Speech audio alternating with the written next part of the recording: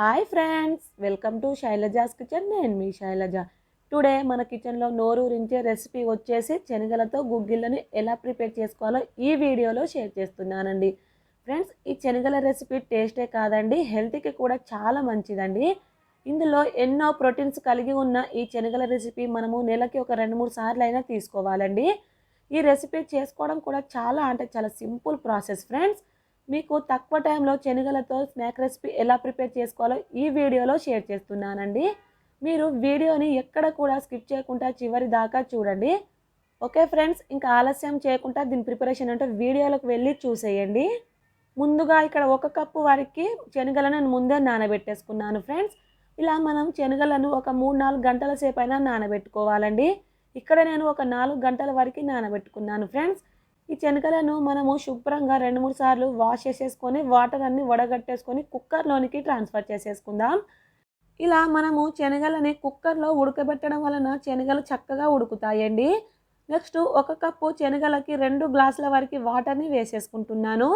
అలానే ఇందులోకి కొంచెం ఉప్పుని వేసేసుకొని దీనిపై మూతను పెట్టేసుకొని హై ఫ్లేమ్లో మనము 4 విజిల్స్ వచ్చే వరకు ఉడికించుకోవాలండి.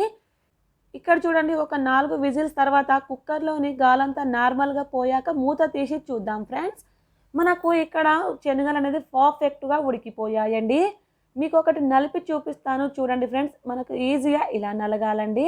మీకు ఇక్కడ 4 విజిల్స్కి ఉడకకపోతే మరో విజిల్ అయినా పెట్టేసుకోవచ్చు ఫ్రెండ్స్.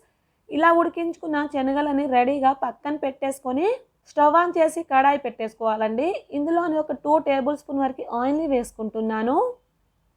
ఆయిల్ కొంచెం హీట్ అయ్యాక ఇందులోకి ఒక 1/2 టీ స్పూన్ జీలకర్రని, మరో 1/2 టీ స్పూన్ వరకు ఆవాలు, అలానే ఫ్రెండ్స్ పచ్చెనగపప్పు, ఇందులోనే కొంచెం ఇంగువని వేస్తున్నాను ఫ్రెండ్స్. ఇక్కడ ఇంగువ అనేది పూర్తిగా ఆప్షనలేనండి. ఇవన్నీ కూడా కొంచెం ఫ్రై చేసుకోవాలి.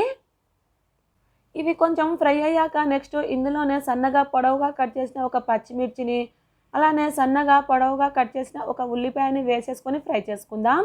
ఫ్రెండ్స్, మనం ఇక్కడ స్నాక్స్గా చేస్తున్నాం కాబట్టి ఉల్లిపాయ పచ్చిమిర్చిని వేస్తున్నానండి. అలానే ఇందులోకి కొంచెం ఉప్పుని వేసేసుకొని ఫ్రై చేసుకోవాలి.